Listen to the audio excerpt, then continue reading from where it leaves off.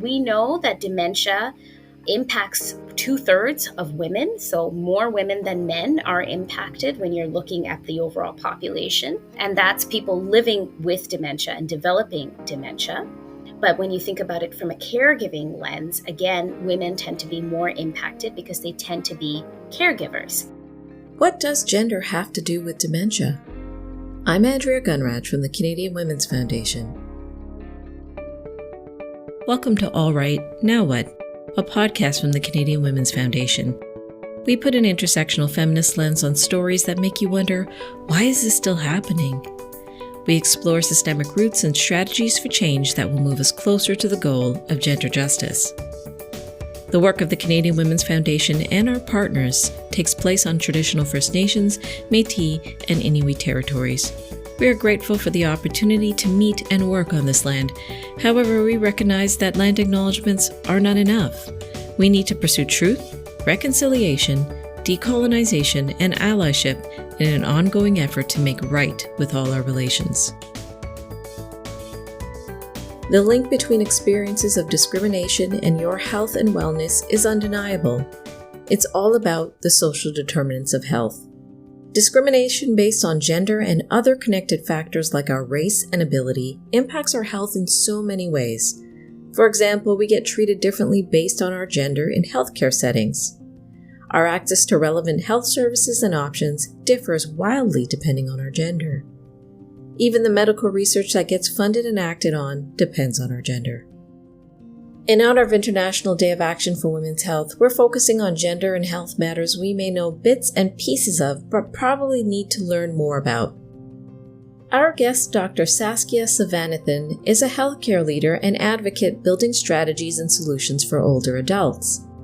As affiliate professor in the Department of Family Medicine at McGill University and former Chief Research and Knowledge Translation Officer at the Alzheimer's Society of Canada, she shines a spotlight on the needs of people living with dementia. In 2020, she was appointed to the Federal Ministerial Advisory Board on Dementia, and she has worked with many bodies and organizations, including the OECD.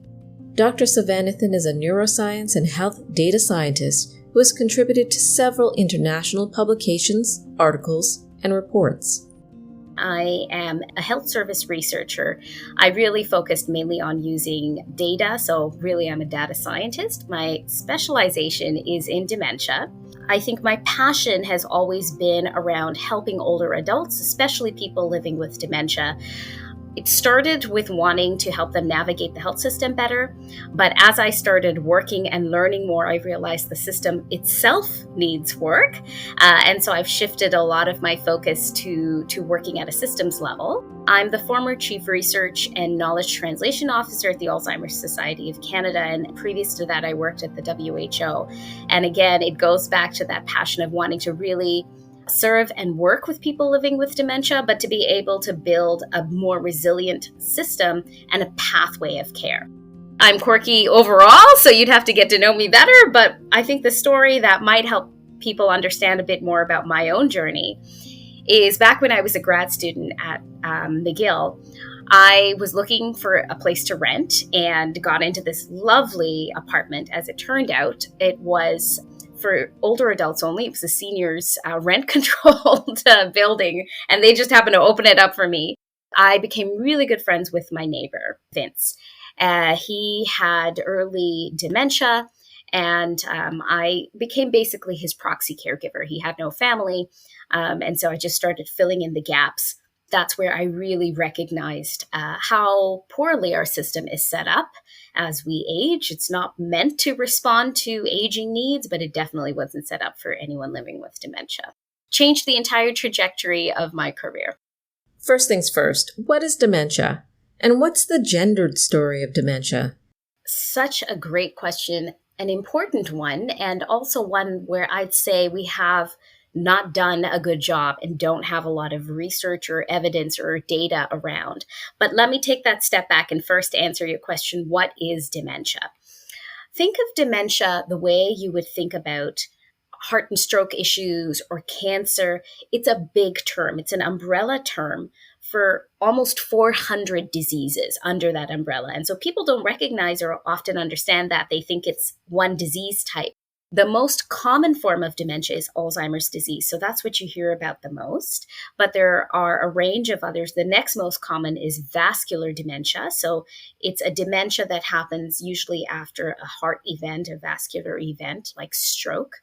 But then there are many other kinds, for example, frontal temporal dementia, which is a type of dementia that tends to impact people a bit younger. The key thread across all of these diseases is certainly memory loss. And this I think we're familiar with. But people don't often also realize that there are different types of symptoms and they present differently depending on the type of dementia you have. And they can present first instead of the memory loss. So if we talk about frontal temporal dementia, as I said, it tends to impact people younger, sometimes in their 50s. And it's often not memory loss that's the first symptom. It's behavioral changes, it's language changes. So there are many other symptoms to really look out for when you're thinking about dementia. But the most important thing about it is an umbrella term, and it's a collection of diseases. They're not normal aging, and that's another important thing that often gets missed. But let me come back to the second question about gender and how dementia, and I'll use the term dementia broadly here, how it impacts women, men, gender diverse individuals. And I'd start by saying that we don't understand a lot of it. We know that dementia impacts 2/3 of women. So more women than men are impacted when you're looking at the overall population. And that's people living with dementia and developing dementia.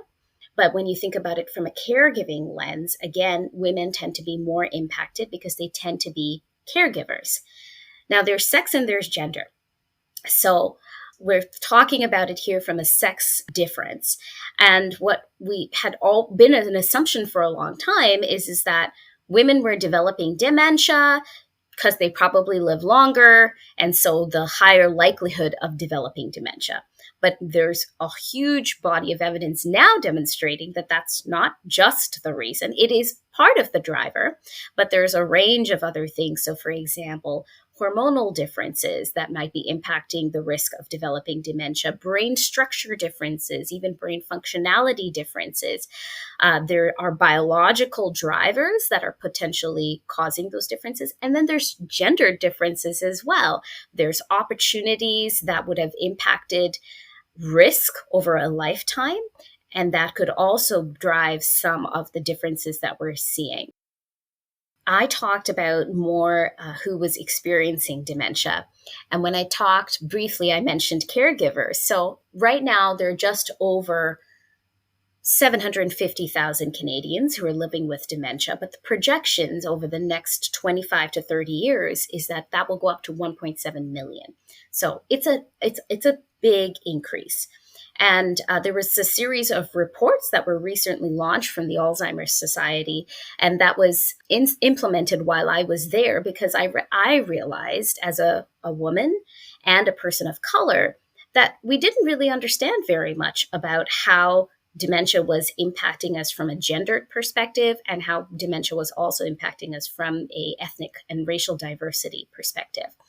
And one of the things that came out of that is that there's also a big shift in who will be living with dementia over the next 30 years from a racial diversity, as well as a gendered perspective. The other piece, exactly as you touched upon, is unpaid labor. So we're talking about people who are providing care because with dementia, as it progresses, the person is eventually unable to care for themselves, right? Those activities of daily living is things like getting dressed, bathing, eating, things like that, that as time goes and the severity of dementia continues, is something they can't provide. So they need someone, a caregiver, to provide that care. That unpaid care is provided often by a family member. Usually a female family member is involved in that.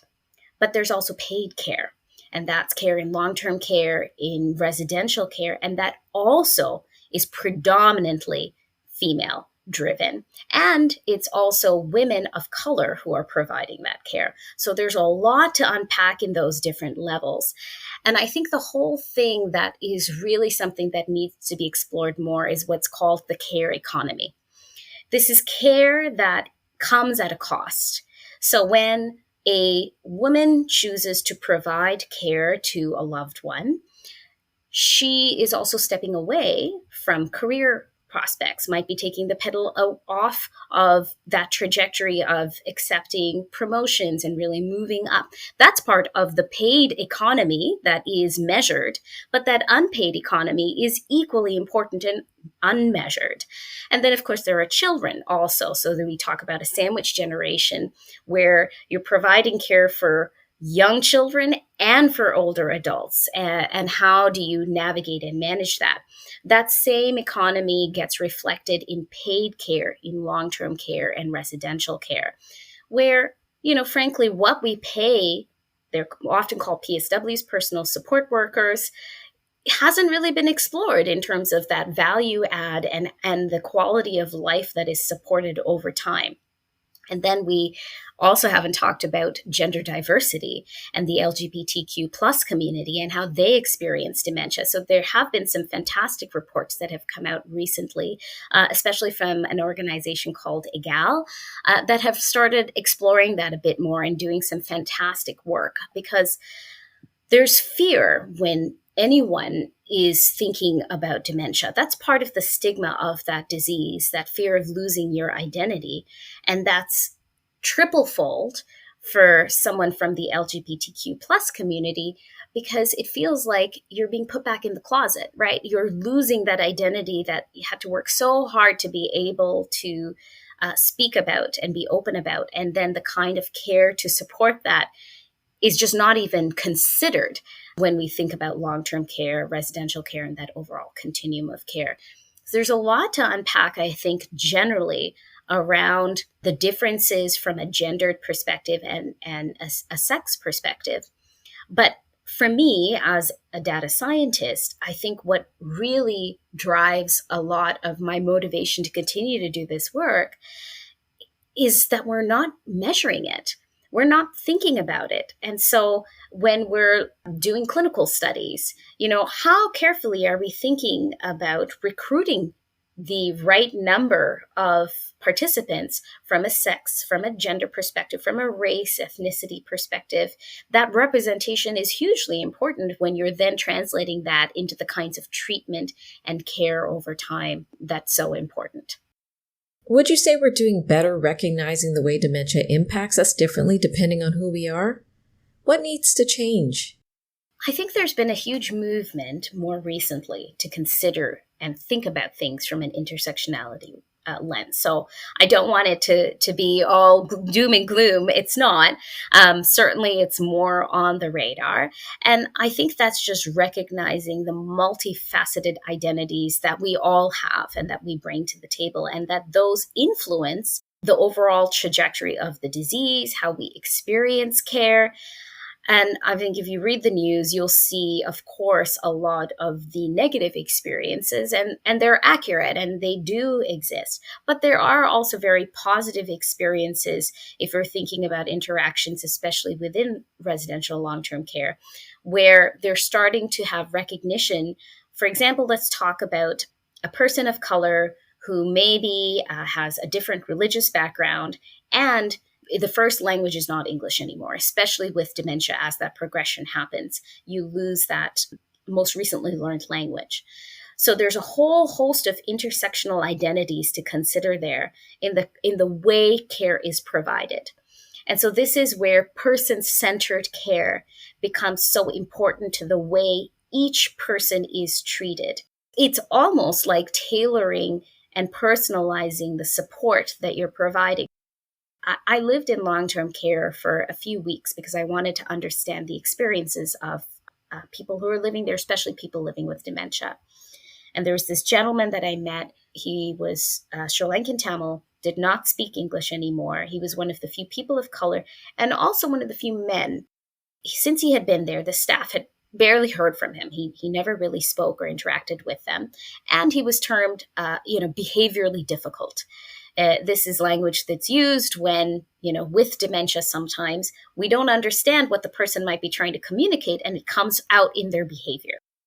It turned out later, as you started peeling and understanding the intersectional identities of this gentleman, it was A, that he spoke Tamil and he remembered it, but that no one could understand him or communicate with him. B, he was Hindu and very conservatively Hindu. And as part of that belief, he wasn't used to having personal care provided by females. And then C, food, which was important. And his overall value system was different from what was being provided in the care in long-term care. Once he started understanding that, and the staff were then able to make adaptations. They started having a male PSW providing bathing and personal care to him. The behavioral issues disappeared. They started communicating to him in language that he understood to cue him and to support him better. And things changed. His daughter started cooking and bringing meals that he recognized and understood. And it improved and changed his quality of life overall. And those are just a few of the multiple identities and intersections of care. And I think what dementia really forces us to do is to think about care in that way. And to think about what is quality of life. It's different from medical quality of life. We tend to medicalize most of older adults. We get to the point where it's like, okay, you've got this chronic disease and you've got arthritis and you've got kidney disease. And so you're tackling all of the diseases and you're not talking to the holistic person, understanding the intersectionalities of who they are and what might be important for them in that end stage of their life. And I don't mean death, I mean just the end stage of their life and how they want to live out their life. Can you offer tips and advice for listeners concerned about the gendered impact of dementia in their lives and the lives of their loved ones? There are some resources that are being developed. And as I mentioned, EGAL has some fantastic resources, as well as the Alzheimer's societies overall are starting to produce more resources around this. But something to think about if you have a loved one where you're concerned or worried, or someone you know whom you're worried might be developing dementia. Think about it from that sex and gender difference lens. For example, the rate of progression of dementia is different depending on if you're a woman versus a man. Changes in mood, personality, and behavior present differently if you're female versus men. Depressive symptoms can be different for women versus men. And then, of course, the diagnosis can be so difficult because of that gendered and sex lens. And so this is where advocating to really push your clinician, your family physician to get down and understand the person better, and advocating to make sure that their voice is being heard in that process is really important, because we're not at the point yet where we have good structures in place around the diagnosis and around the treatment. And so advocates are really important in supporting the person as they're going through their journey. All right, now what? Check out the Alzheimer's Society of Canada's website, alzheimer.ca. Check out EGAL Canada's Help Us Remain campaign on their website, egal.ca/dementia. If you want to make sure no woman, girl, two-spirit, trans, or non-binary person feels out of options, out of sight, out of time, or out of mind, visit yescountmein.ca today. When you count yourself in, you'll join over 66,000 people in the Canadian Women's Foundation's generous and active community. You'll get tools and opportunities to advance gender equality. This movement needs you. Visit yescountmein.ca and count yourself in today. Please listen, subscribe, rate, and review this podcast. If you appreciate this content, please consider becoming a monthly donor to the Canadian Women's Foundation. People like you will make the goal of gender justice a reality. Visit CanadianWomen.org to give today, and thank you for your tireless support.